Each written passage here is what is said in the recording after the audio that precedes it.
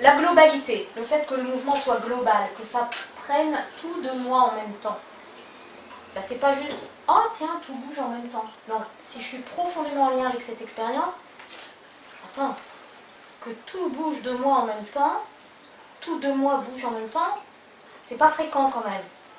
Je veux dire, si j'ai une vie de cadre supérieur surmenée, ou de maman de 4 ou 5 enfants à la maison, ou même des fois 2, ça suffit, ou n'importe quoi d'autre, je peux avoir l'impression d'avoir ma tête là, mon hémisphère droit qui pense à un truc, mon hémisphère gauche à un autre, mes mains qui font une troisième chose, pendant que mon pied est en train d'appuyer sur le bouton. Enfin, je veux dire, on ne se sent pas forcément global.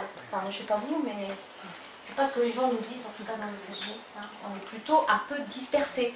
Alors la globalité, quand elle vient, ben, il y a une manière de la recevoir qui fait que c'est pas juste une sensation, mais que cette sensation prend un sens. Et ce sens, très souvent, c'est l'unité. Les gens se sentent unifiés.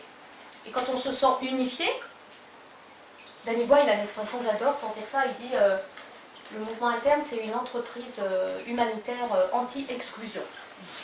Ça rassemble toutes les parties de nous qui sont dispersées aux quatre coins de notre vie, on pourrait dire. Hein, il y a quelque chose de rassembleur. Comme elle dit, notre amie Jeanne-Marie, elle dit je rapatrie les parties de moi. Elle est bien passée pour le dire, elle est apatride. C'est une amie qui est rwandaise, qui a dû quitter au moment de la guerre. C'est une des premières choses qu'elle a dites quand elle a vécu ce mouvement interne, elle a dit c'est le rapatriement. Quelqu'un qui n'a plus de passeport. Vous voyez comment ça peut prendre sens. C'est pas une interprétation. Vous voyez ce que je veux dire? C'est vraiment il y a comme un sens qui se donne à l'intérieur de nous. Alors, ça c'est la première manière, on pourrait dire, dont cette expérience prend sens, nous donne du sens, c'est comment simplement en étant en lien avec l'expérience du mouvement interne, on se sent différent en fait. Donc on se sent plus profond, on se sent plus global, on se sent plus uni, on se sent plus en confiance, on se sent plus vivant, on se sent plus existant, on se sent plus ramassé, unifié, enfin, etc. Adaptable aussi. On se sent beaucoup plus adaptable avec tout ça. On se sent plus malléable. Le mouvement interne malléabilise l'intérieur du corps. Et plus on est malléable, c'est l'histoire du chêne et du roseau, hein, plus on est adaptable. Donc on vit mieux les chocs, les contraintes. Ok. Alors ça, c'est la première manière. Après, la deuxième manière... Il y en a vraiment un quart là? C'est ça? Je fais compris là. Ok. La deuxième manière, c'est... je vais essayer de faire ça. Ça a à voir avec ce que je disais tout à l'heure, quand je disais que les orientations et les amplitudes sont différentes pour chacun. C'est l'idée que...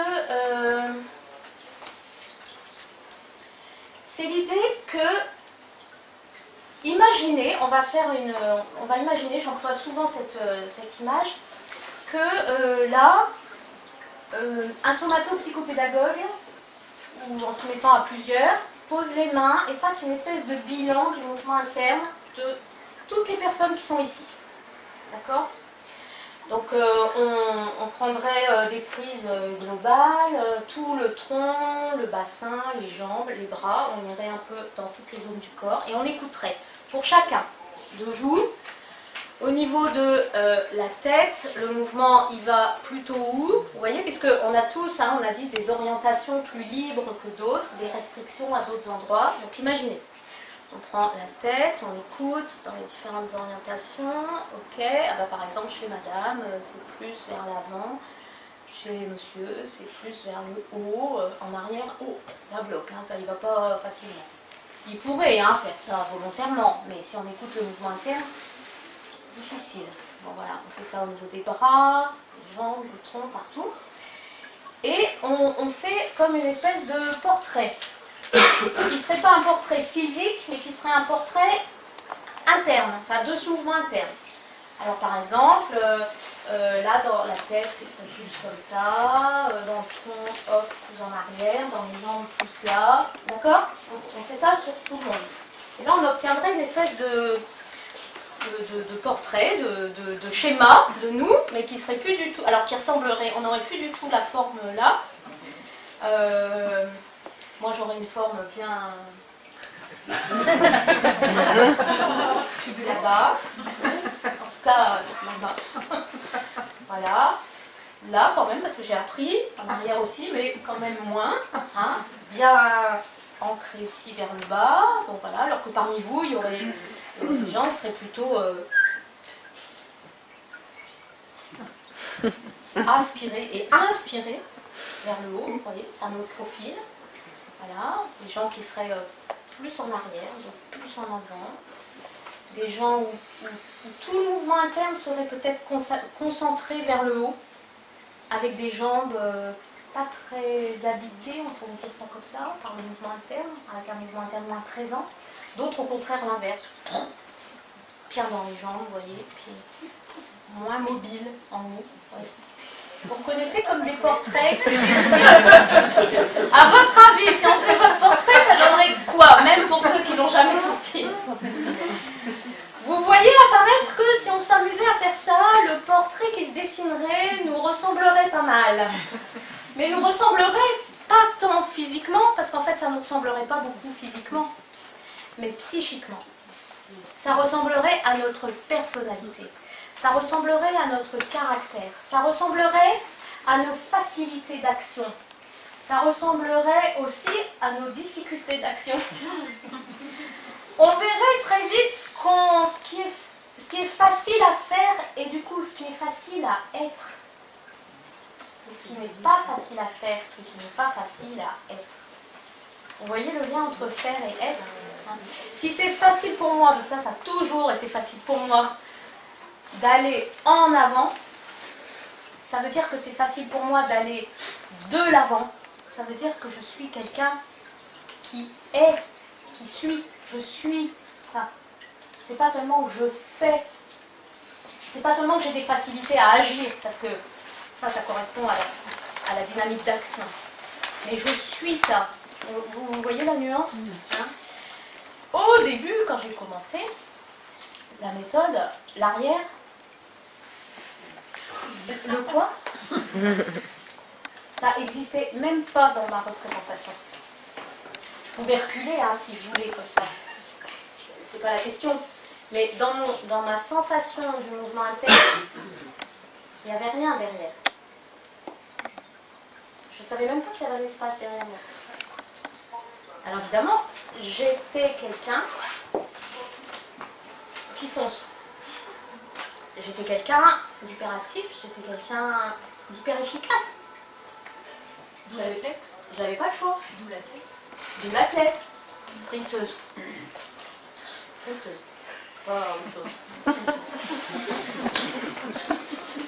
Il y en a aussi dans la salle qui m'ont connue à l'époque.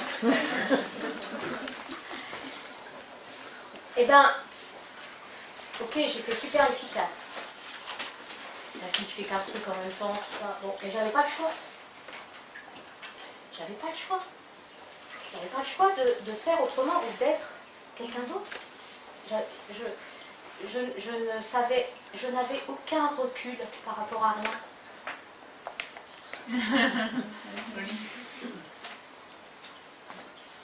Comment voulez-vous avoir du recul par rapport aux choses, aux gens ou aux problèmes, quand intérieurement, encore une fois, hein, mécaniquement je peux, mais si intérieurement, ça n'existe pas dans moi. Alors autour de vous, il y a plein de gens bien intentionnés qui vous disent « Mais lâche, prends du recul, un peu de distance, tu sais. » Bah oui, j'aimerais bien. Mais c'est où? C'est comment? Je fais ça comment? Vous comprenez? Le matériau dont je suis faite ne sait pas ce que c'est. Vous imaginez un peu? 10 ans de travail. Maintenant, Je sais faire autant que devant.